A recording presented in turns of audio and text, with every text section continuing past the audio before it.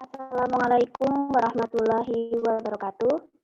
Kami dari kelompok 4 akan mempresentasikan hasil diskusi kami mengenai kasus pelanggaran hak asasi manusia Rohingya di Myanmar. Sebelum memulai presentasi, izinkan saya memperkenalkan anggota kelompok saya. Yang pertama, Haidar Ahmad. Yang kedua, Syahrul Ramadhani. Yang ketiga, Siti Indarwati.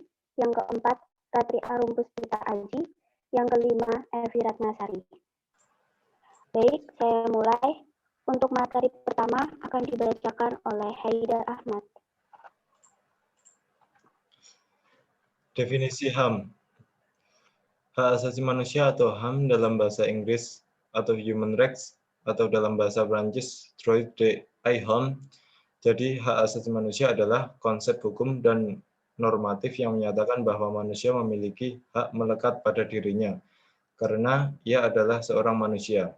Hak asasi manusia berlaku kapanpun, dimanapun, dan kepada siapapun, sehingga sifatnya bersifat universal.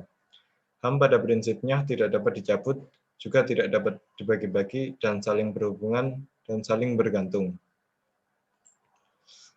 Ciri-ciri hak asasi manusia ada 4. Yang pertama, HAM tidak diberikan kepada siapapun, melainkan merupakan hak semua orang, baik itu hak sipil, politik, ekonomi, sosial, dan hak budaya.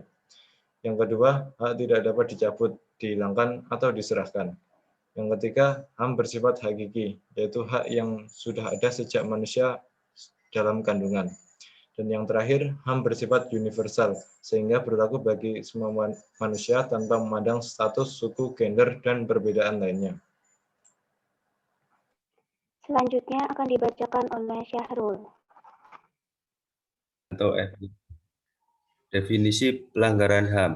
Menurut Undang-Undang Republik Indonesia Nomor 26 Tahun 2000 tentang Pengadilan HAM, telah dijelaskan mengenai pengertian pelanggaran HAM.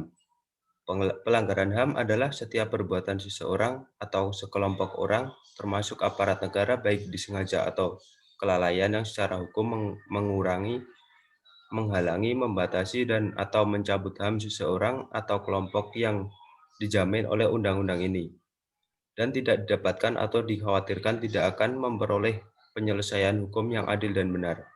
Berdasarkan mekanisme hukum yang berlaku,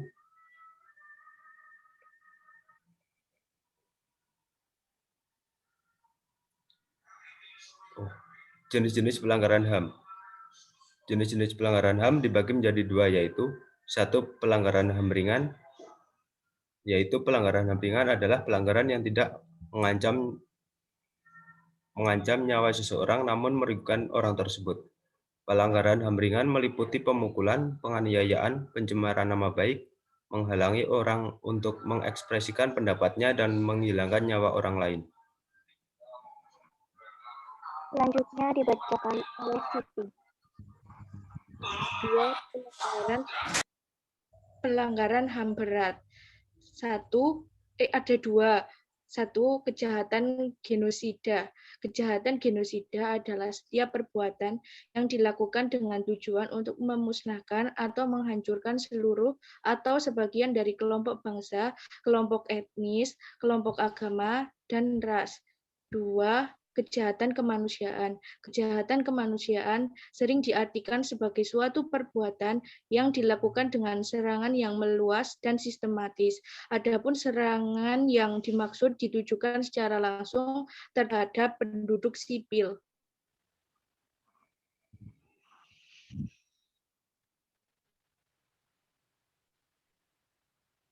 Rohingya.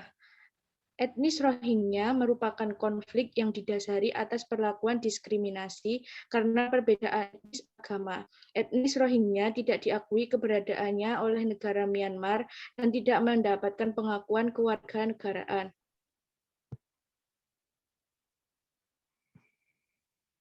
Selanjutnya dibacakan oleh Arum. Latar belakang konflik. Latar belakang diskriminasi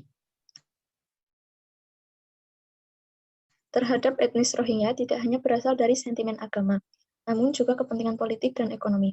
Berikut ini latar belakang krisis Rohingya di Myanmar. 1. Etnis Rohingya memiliki status yang berbeda dibandingkan dengan etnis minoritas lainnya. 2. Etnis Rohingya dianggap sebagai imigran gelap dari Bangladesh. 3. Etnis Burma di Myanmar tidak ingin bersaing dengan Rohingya di bidang perekonomian. 4. Kecemburuan etnis Rakhine terhadap etnis Rohingya. Penyelesaian konflik. Upaya kasus etnis Rohingya di Myanmar atas pelanggaran HAM berat berdasarkan hukum internasional dalam pasal 33 Piagam Perserikatan Bangsa-Bangsa. Dijelaskan bahwa untuk menyelesaikan kasus seharusnya menggunakan cara diplomasi terlebih dahulu sebelum ke ranah hukum.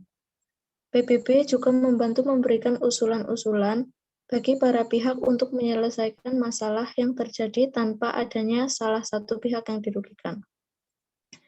Namun, hal tersebut tidak ditanggapi dengan baik oleh pemerintah Myanmar, dan hingga saat ini masih belum ada upaya penyelesaian. Jika dalam menggunakan cara mediasi sudah digunakan oleh negara dalam mengakhiri permasalahan yang terjadi, namun masih belum dapat menyelesaikan masalah yang terjadi. Dengan hal ini, kasus yang terjadi dapat diambil alih oleh Dewan Keamanan PBB. Untuk diselesaikan menggunakan cara melalui Mahkamah Pidana Internasional atau International Criminal Court.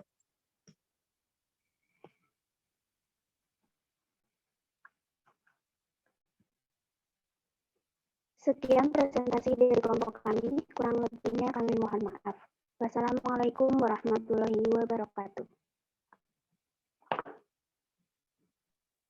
Waalaikumsalam warahmatullahi wabarakatuh.